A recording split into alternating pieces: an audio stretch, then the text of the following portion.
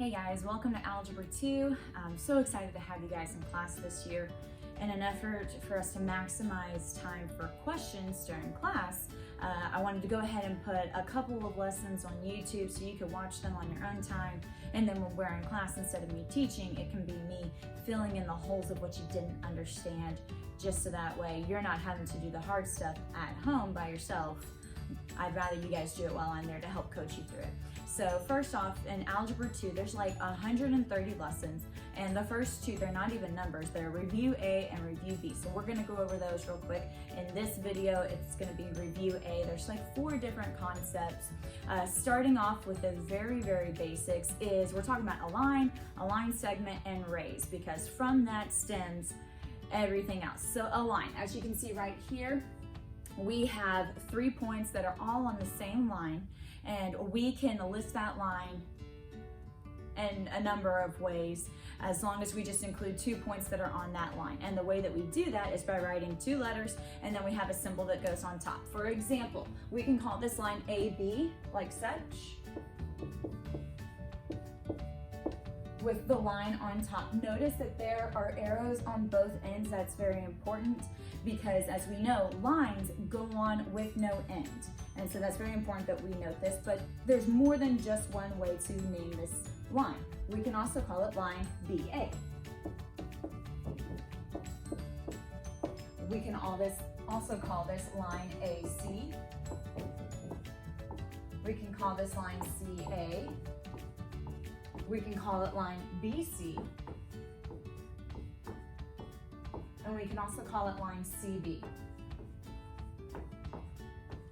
All 6 versions are right, and they're all talking about the same line. We're not talking about measurements within the line, we are just naming the line itself. So that is how you name a line. Next thing, we're gonna talk about line segments. This is finite, whereas a line is infinite. This one has a beginning and an end, so there's a measurement that can be assigned to that. Same concept, except no arrows. Arrows means it's continuing on. So you can do the same thing and just erase all of these arrows just like that. And I'm not gonna do that for the whole thing, you get the point. All right, the next thing we're gonna talk about is array. Array is the hybrid of a line and a line segment. It does have an arrow. It also has a point. It has a beginning, which we call the origin, and then it has the arrow part, which is where it keeps going. So for example,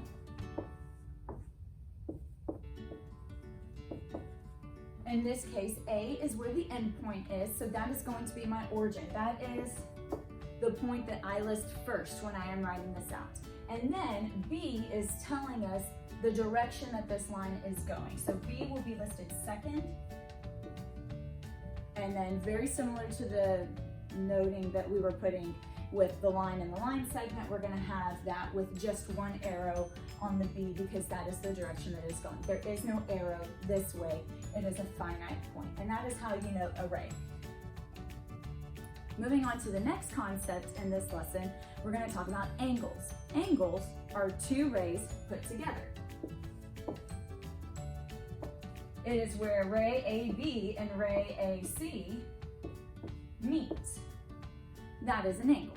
Okay, so the different types of angles that we have an acute angle, which means that it is less than 90 degrees. Then we have a right angle, which is very specific. It is only 90 degrees. Then we have an obtuse angle.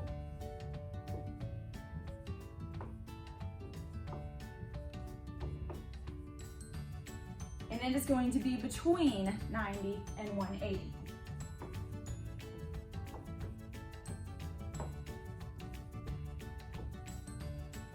The next one that we have is a straight angle, which we would call a line.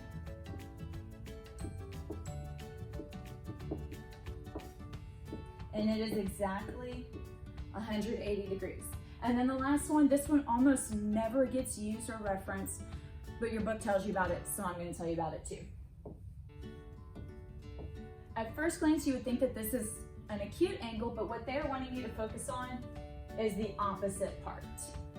So it is everything outside of the acute angle, and this is called a reflex angle. And it is going to be from greater than 180 and less than 360.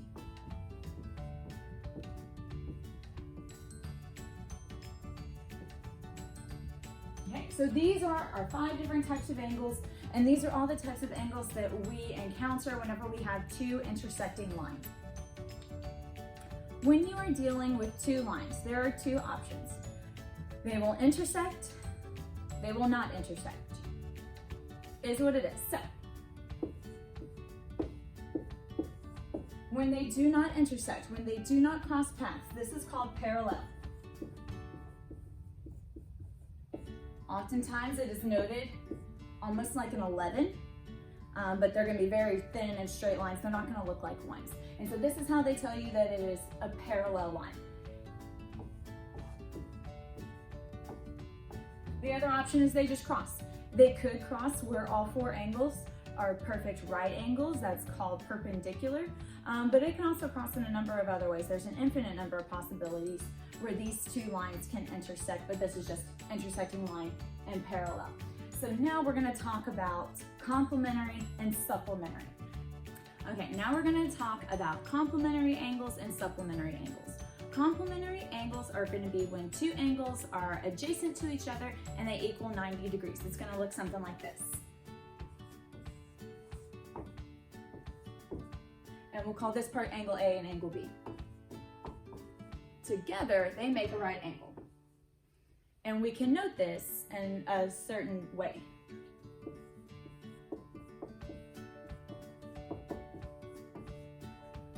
So what this statement is saying is angle A plus angle B equals 90 degrees. If we knew the measure of angle B was, let's say 40 degrees, we can replace B with 40 degrees.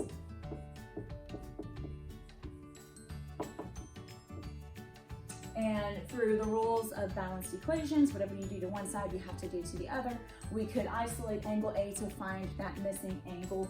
We would subtract 40 from both sides. And we're left with angle A equals 50 degrees. We know this because they are complementary angles. If I see this little square, I know automatically this whole thing is 90 degrees. The book doesn't even have to tell me. I know it because I know the rule about complementary angles. I know that angle A is 50 degrees like that. Okay, so that's complementary. Supplementary is very similar, except you're not going to be dealing with a right angle, you're going to be dealing with a straight line. So instead of two adjacent angles equaling 90 degrees, they're going to equal 180. We'll call this angle A and angle B. Okay, and we know that this is a straight line. They tell us that, they just tell us. And so the way that we can solve this is by saying we know that this whole thing is 180, and let's say they tell us angle A is 135 degrees.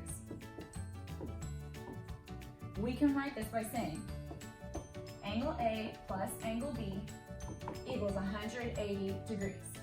We know that angle A is 135, so we can substitute that, we can replace it.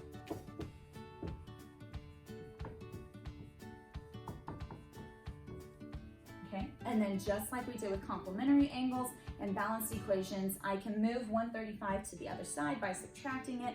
Balanced equations, whatever I do to one side, I have to do to the other.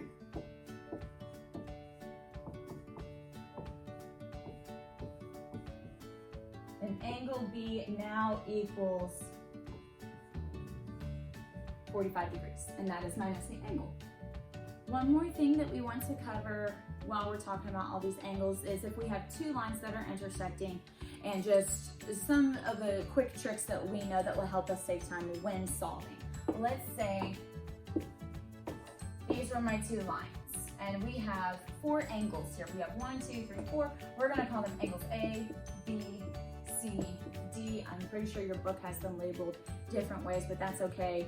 As long as you're consistent with what you're looking at, you'll be fine. In this case, we know that this is a straight line.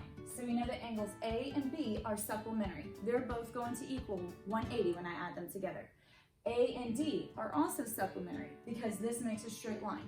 D and C are supplementary, and C and B are supplementary. So we have a lot of different pairs that we can work with. So all I need to know is of these four angles, A, B, C, D, I only need to know one, and I can find the rest. So let's say angle A is 35 degrees. If I know that A is 35, I can subtract that from 180, and I find out that B is going to be 145 degrees. If I know that angle A is 35, I know that D is 145 degrees. If I know that D is 145 degrees, I know that C is 35 degrees. And here is where we just defined a concept that is called vertical angles. Angles that are directly opposite when having two intersecting lines are automatically congruent. They're equal.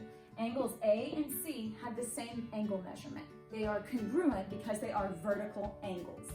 B and D are congruent because they are vertical angles when we have two intersecting lines. So now let's do some practice. Okay, so our first example in the book, this is a lot. It's a lot that it can be easily overwhelming, but if you just take it one step at a time, a little piece, and just chip away at it, it's really not super difficult. So the book says to solve for X and Y. They want us to find those missing angles. First thing to note is when they're talking about Y, they have this loop, this arc, meaning they don't want to just know from here to here. They're wanting to know from here to here. You're going to follow that arc path. So just off of first glance, I know that Y is probably going to be an obtuse angle, meaning it's going to be greater than 90 degrees. So we see right here that we have a right angle, and we also see that this is a straight line. So if I know that this is 90 degrees, because they told me, then I know that this and this combined will be 90 degrees as well. So we can say 30 degrees plus X equals 90 degrees because we know that they are complementary angles. They are adjacent, they're connected to this straight line, they have to equal 90. And so we're going to subtract 30 from 90 and we'll find out that X equals 60 degrees. Okay? We also know that this is a straight line. We've already said that. Straight lines, a straight angle is going to have 180 degrees, and we know that this part is 40. So if this part's 40 and this whole thing is 180, we can do a very similar step right here, but we're going to use the rule for supplementary angles instead of complementary angles. So we're going to say 40 degrees plus Y equals 180 degrees. We're going to subtract 40 from both sides, and Y will equal 140 degrees. And the way I would write this on my homework, if this was problem number 6, I would write it like this.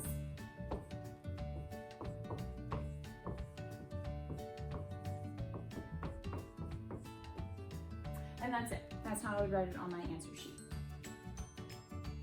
Okay, our next example is we just have two intersecting lines. There's 4 angles, and they want us to find the 3 missing angles. In this case, it's X, Y, and P. So I'm going to go with the easy one. I know that my rules, when I have 2 intersecting lines, vertical angles are always, always, always congruent.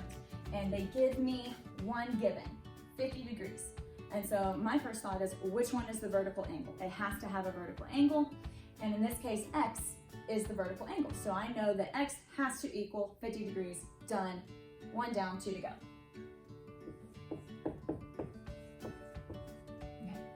I also remember these are lines. Lines are straight angles. It's 180 degrees. So if this whole thing is 180 degrees, this part's 50, Y has to be the other part to make this equal 180. So I'm going to write out an equation.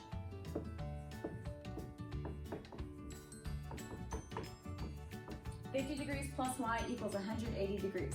Okay, so now I'm going to subtract 50 from both sides.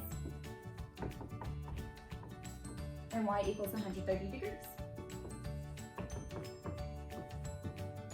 I also know if Y equals 130 degrees, so does P, because they are vertical angles. So we're done. Okay, so our next example, again, we just have 2 intersecting lines. They want us to find In this instance, they don't want us to find the missing angles. They want us to find the values for our variables. So first I'm going to have to find the missing angles, and then I'm going to have to find those values that would make these true statements.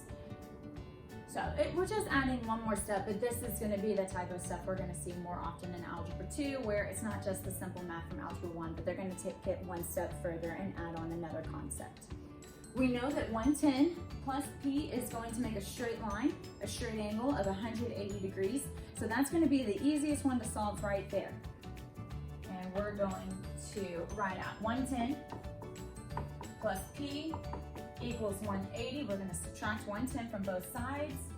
So p will equal 70 degrees. Okay, now that we have that foundation, it's going to make solving these two angles go a little bit faster because we know our rule about vertical angles. If this angle is 110, so is this one. If this is 70, so is this one. But that's not what this question is asking us to find. They're not asking us to find the missing angles. They're wanting us to find the values of p, x, and y. So we already know that angle P is 70 degrees. If we know that this angle is 70 degrees and it's also 2y, we can set those equal to each other. I have the equation written right here. So 2y equals 70 degrees. I'm trying to get my variable by itself, isolate the variable. So I'm going to divide both sides by 2, and I'm going to be left with y equals 35 degrees.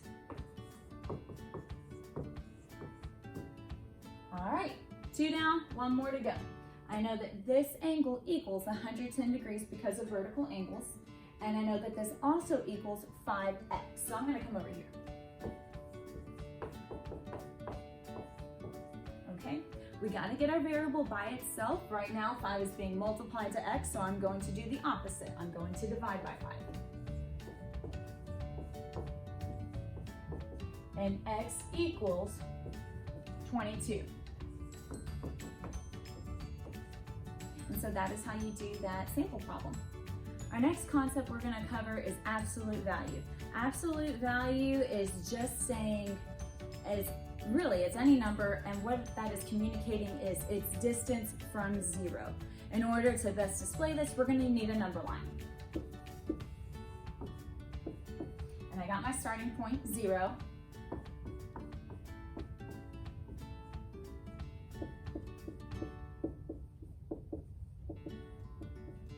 Notice this is not drawn to scale. The gaps are not all even, and that's okay because right now we're just communicating concepts.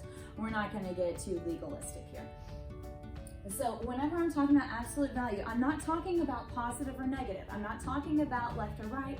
I'm just talking about its distance from my origin, 0. So the absolute value of 3 is just referring to how far am I traveling from 0. And I'm going 1, 2, 3. Okay? Same thing with its opposite, with negative 3. The absolute value of negative 3. How far away is negative 3 from my origin, from 0? It also is a distance of 3. That's why both have the answer, the absolute value equals 3. To help separate those. So that is how we determine absolute value. Anytime you're dealing with absolute value, you have to pay attention to where the sign is located. Is it inside the absolute value sign or is it outside? If it's outside, we have to pay attention to order of operations, and we apply the negative after the absolute value, not before it. In this case, the negative is outside of the absolute value, so it gets applied afterwards. So the answer to this is negative 2 because I did the absolute value of 2 and then I tagged on the negative. Whereas if it said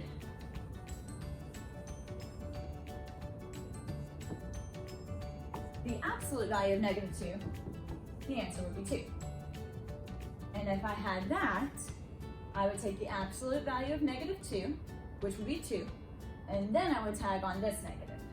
Order of operations, never goes away. And I will say, if you are putting these problems in your calculator is very, very smart. It already understands order of operations. So when you put any of this kind of stuff in there, make sure you have your parentheses correct, or it will give you a different answer, not because it messed up, but because you messed up. So make sure that you're being detailed with those things. All right, so let's do a practice problem. Here we have 3 different values that we are dealing with, terms, if you want to call them that. And we need to not just work all of this out left to right, we need to take this one term at a time. So first, I'm going to focus right here. I have the negative absolute value of -4. So first thing I'm going to do is I'm going to work within the parentheses because of order of operations. The absolute value of -4 is 4. And then this negative is going to stay attached. -2 or -2, can't really do anything there with this step. And then we have plus the absolute value of -5. The absolute value of -5 is 5. And then the plus sign stays. So now that we have this order of operations, we're going to add and subtract going left to right. So first we're going to work with those two numbers. -4 minus 2 is going to be -6 plus 5. And the reason why is if they have the same sign, we add their numbers and we keep the sign. If they have different signs like here, we subtract the numbers and the larger integer keeps, or the bigger absolute value keeps its sign. So -6 plus 5, 6 minus 5 is 1, and the bigger keeps its sign. So -1 is our answer. Okay, and the last concept in this lesson is going to be dealing with exponents. Very similar to absolute value in that what they are focusing on here is not just how exponents work, but that you pay attention to the parentheses and you stick with order of operations. There's a big difference between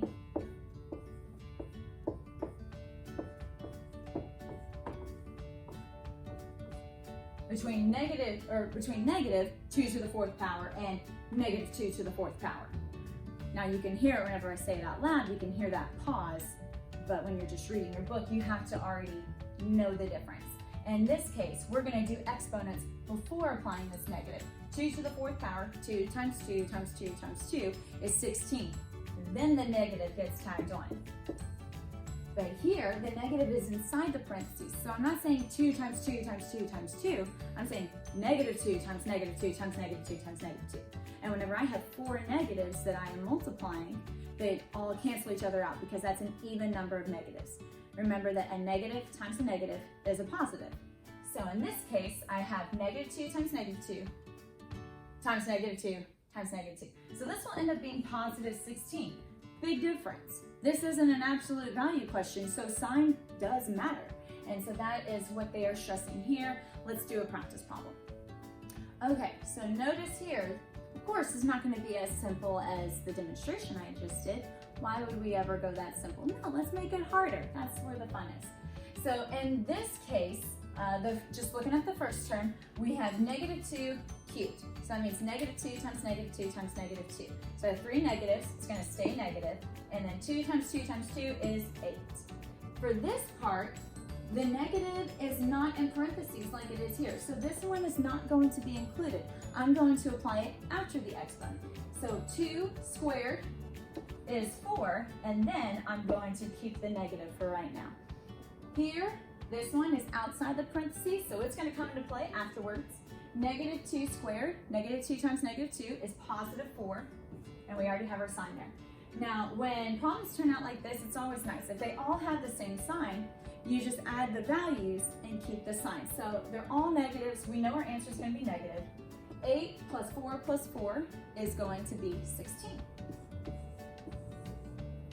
And we're done. All right, guys, so that's it for this lesson. The next clip is going to be Review B, so stay tuned.